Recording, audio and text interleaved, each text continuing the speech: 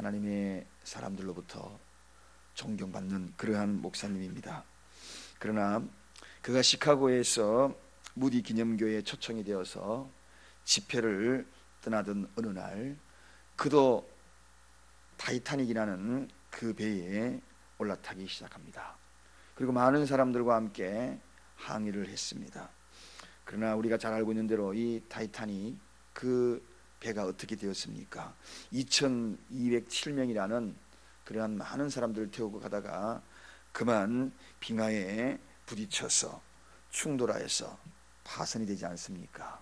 그 가운데에 바로 이 보네포 목사님도 그 배에 탔던 것입니다.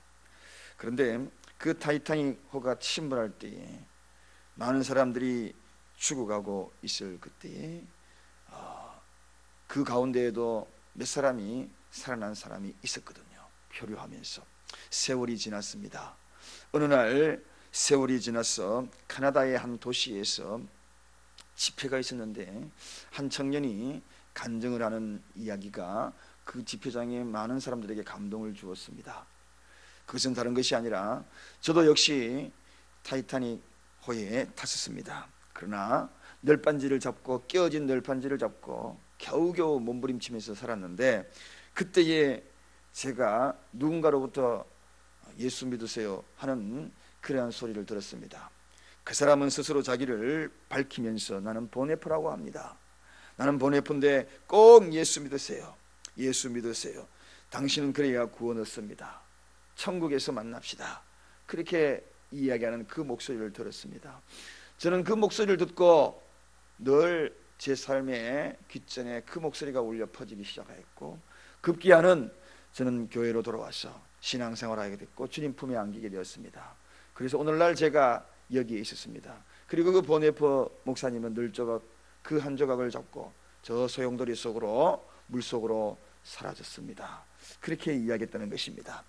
사랑하는 여러분, 마지막 순간까지 복음을 전했던 이 보네포 목사님의 그 이야기는 참으로 유명한 일화로 우리 속에 남아 있습니다.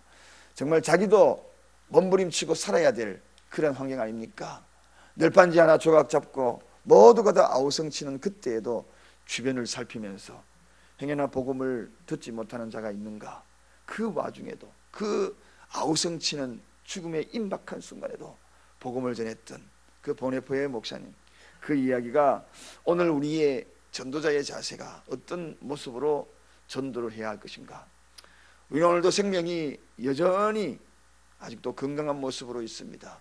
이름에도 불구하고 복음을 전하는 전도자의 모습이 없다면 참으로 부끄러운 모습이 아닌가 하는 생각이 들어갑니다. 마지막까지 정말 생명이 있을 동안에 해야 할 일이 있다면 예수 믿으세요. 예수 믿고 구원 받으세요. 우리 함께 천국에서 만납시다. 이러한 모습들이 우리에게 꼭 필요한 것이 아닌가 하는 생각이 들어갑니다. 오늘은 이 본문을 통하여서 정말 복음 전달자의 의무에 대해서 어떤 의무라고 이야기하는 그 표현 단어를 적절한 단어를 찾았지만 이 의무라는 단어보다도 품이라는 단어가 더 어울릴 수 있는 그러한 내용이 아닐까 하는 생각이 들어갑니다. 여러분, 전도자는 품위가 있어야 합니다. 복음 전달자는 거린이 아닙니다. 구글자가 아닙니다. 품위가 있는 그러한 고귀한 자들입니다. 오늘 본문에 70인 전도자를 보내면서 예수님이 몸가짐에 대해서 마음가짐에 대해서 일러주는 그러한 일부분입니다. 복음을 전하는 자는 하나님이 보내신 하나님의 사자라는 것을 잊지 말아야 합니다. 사람들에게 비록 예수 믿으세요 하면서 구걸하는 것처럼 보입니까? 그렇지만 하나님의 사자라는 것입니다. 그렇게 초라한 존재들이 아닙니다. 예수님께서 제자들을 사랑하면서 그들을 보낼 때에 매우 귀한 일을 말씀하신 거예요. 매우 소중한 일을 말씀하신 거예요. 오늘 여기에 그 내용이 본문에 소개되고 있으면서 먼저 숙식에 대해서 이야기를 하고 있는 겁니다. 8절 보니까 그 집에 유하며 주는 것을 먹고 마시라. 그 집에 유하며 그 집이라는 것은 복음을 전달받은 자들, 행여나 그들이 먹을 것을 주면 당당하게 먹고 마셔라, 그렇게 이야기하는 것입니다. 너희 앞에 차려놓은 것을 먹고, 그렇게 이야기하는 겁니다. 품위를 지키지 구걸하여서 얻어먹는 것이 아니라는 이야기입니다. 전도자의 날도 마찬가지입니다. 복음을 전하다가 잠도 자야 되고 시장하면 음식도 먹어야 되는데, 그럴 때에 오늘 여기에 잠을 잘 때 어떻게 한다고요? 재워주면 거기에서 그 집에 유하라. 재워주면 거기에서 품위를 지키면서 잠자리를 청하여 자라는 것입니다. 여러분, 전도자는 이렇게 복음을 전하는 그러한 환경에 있지만 각별한 마음의 자세가 있습니다. 그것은 하나님의 사자라는 것을 잊지 말아야 하는 것입니다. 하나님이 보내주신 전도의 사명이라는 것입니다. 그래서 복음 전달자, 그들은 구글하여서 거기에서 나오는 것으로 먹고 마심으로 그런 생활을 하는 자들이 아니라는 겁니다. 그렇게 전해주는 것은 하나님이 주시는 것을 알아라는 것입니다. 하나님이 숙식을 제공한다는 그러한 생각으로 공개를 받으라, 그러한 이야기입니다. 여러분, 그래서 바울이 그런 모든 과정을 통하여서 복음 전달자의 품위를 당당히 지켜나가라는 것입니다. 여러분, 그럴 때가 참 많이 전도하면서도 있을 수 있고 목회하면서도 그럴 수가 있습니다. 그럴 때마다 믿음의 긍지를 가지고 그리고 품위를 견지해야 한다는 그러한 모습입니다. 그 대접은 주님이 하는 것이다. 주님이 베풀어 주시는 것이다. 그러한 모습, 또 전도자에게는 그러한 모습을 통하여 하나님의 위로가 있다는 사실들을 기억을 하라는 것입니다. 그래서 또한 복음이라는 것은 가장 고귀한 것이고, 복음이라는 것은 가장 소중한 것이고, 복음이라는 것은 하나님의 일꾼이기 때문에 하나님의 일꾼은 정당하게 그러한 보상을 하나님이 하신다는 사실을 믿으라는 것입니다. 이게 바로 주님이 하시는 말씀입니다.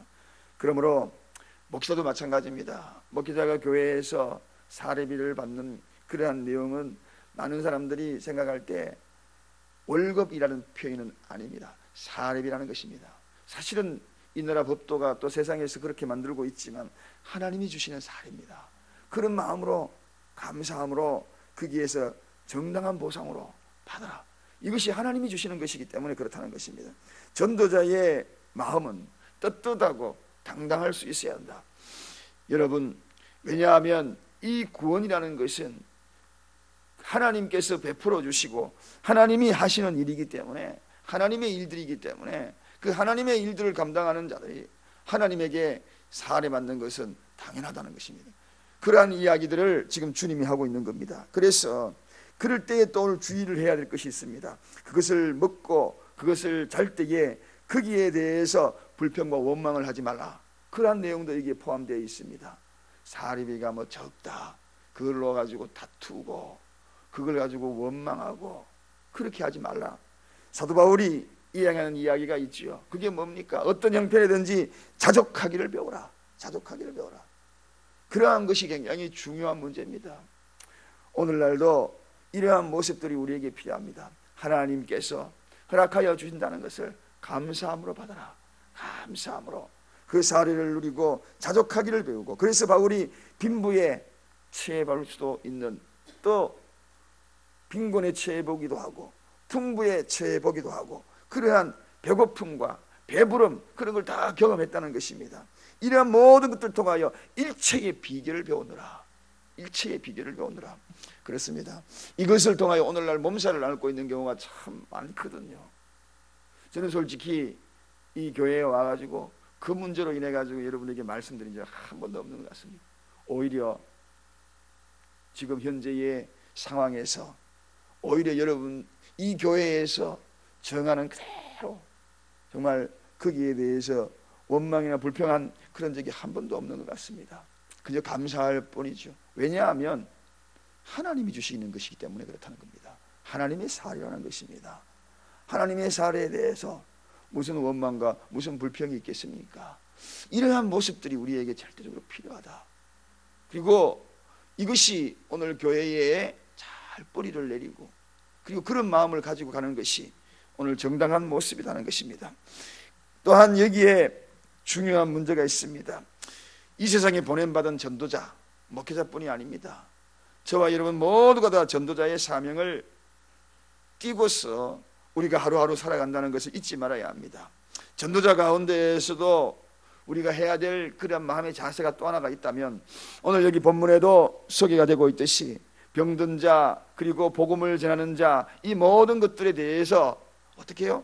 그들의 마음처럼 그들의 고통을 이해하면서 다가가는 것이 중요하다는 것입니다. 왜 병든 자를 자꾸 이야기하는가? 병든 자는 세상에서 억눌리고 힘에 겨워하고 고통스러운 포괄적인 의미거든요.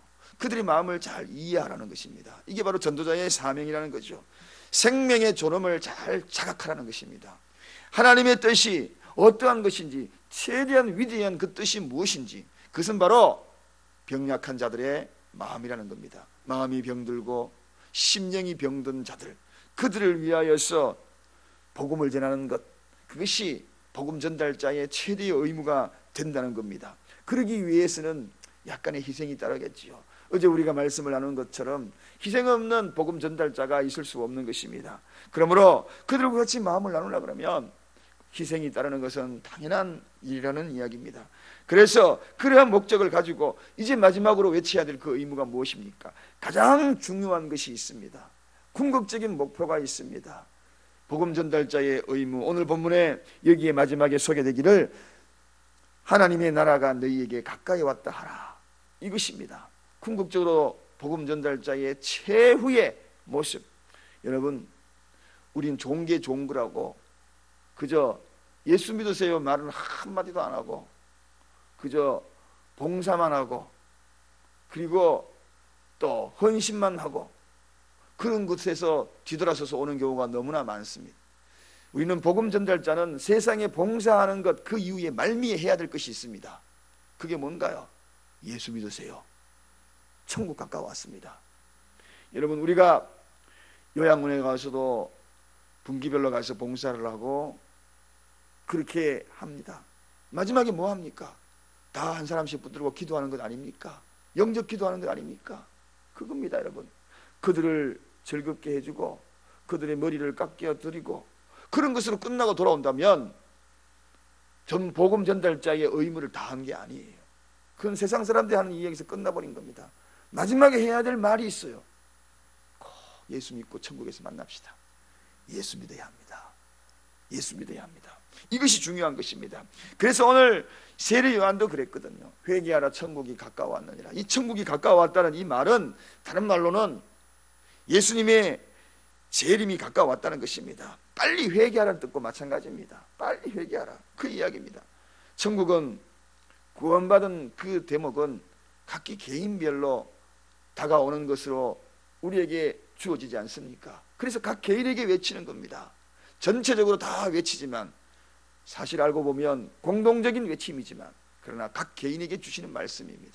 오늘 이 새벽에 제가 말씀을 전하고 있지만 여기 공동체 가운데 제가 청중 가운데 설교를 하지만 그러나 각 한 사람에게 들려주는 말씀입니다.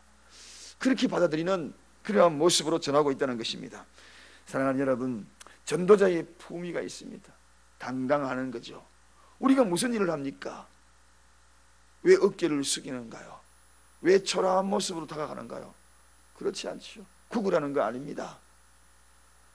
복음을 당당히 전하는 겁니다.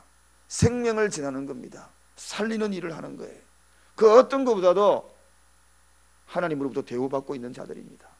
그러므로 걸음 옮길 때마다 처져 있는 어깨, 숙여진 머리를 당당히 들고 가야 합니다. 그리고 늘어뜨린 손이 되지 말아야 합니다. 쑥쑥 내미는 손이 되어야 합니다. 당당한 모습, 이게 바로 전도자의 품위가 아니겠습니까? 이 전도자의 품위를 잊지 말고 나가는 저와 여러분이 되십시다. 그런 의미를 가지고 오늘도 당당히 나가서 복음 전도자로서 복음을 전하고 그리고 때로는 그들의 마음을 아우리고 그리고 그들의 마음을 붙들어주고 그들의 고통에 동참하고 마지막으로 해야 될 일이 뭡니까? 예수 믿으세요. 이 말을 놓치지 말라는 것입니다. 만나서 꼭 우리 천국에서 만납시다.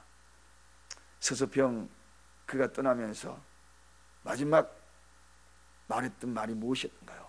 우리 천국에서 만납시다. 그거였잖아요. 우리 천국에서 만납시다. 이 말을 통하여서 보네포 목사님의 조각난 한 조각의 뱃조각을 붙들고 표류하면서 미소 여린 그 얼굴로 청년을 향하여 청년이여 예수 믿고 구원받았어요. 우리 천국에서 만나요. 그러면서 물길 속으로 미소 띄운 먹은 몸으로 살았던 그 얼굴의 그 표정이 저와 여러분의 표정이 되어서 오늘도 세상 가운데에 나아갈 수 있는 복음 전달자의 품위를 가지고 나아갈 수 있는 저와 여러분의 시를 간절히 축원드립니다. 기도하겠습니다. 감사합니다. 하나님, 참으로 하나님의 은혜입니다. 너무나 감사합니다. 전도자의 품위를 가지고 오늘도 하루를 살아갈 수 있도록 은혜 더하여 주시니 감사합니다. 이보다도 멋지고 이보다도 고귀한 사명이 어디에 있겠나이까. 그러므로 당당하라고 주님이 일러주신 이 말씀을 가슴에 새깁니다. 어찌하여 복음 전달자가 품위를 잃어버리고 초라하게 전락해버리지 말고 어깨를 펴고 머리를 들고 당당하게 세상을 향하여서 예수 믿고 구원받으라고, 천국에서 만나자고 외치는 우리의 모습이 될 수 있도록 축복하여 주옵소서. 하나님 아버지, 이 모습을 유지하며 마지막까지 생명이 다하는 그날까지 외쳤던 보네프의 얼굴들이 오늘 우리의 얼굴이 되기를 원합니다.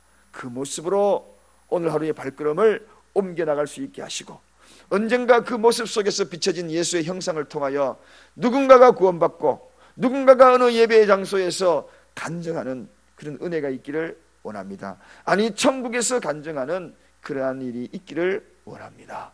예수 그리스도 이름으로 간절히 기도드리옵나이다. 아멘. 찬송가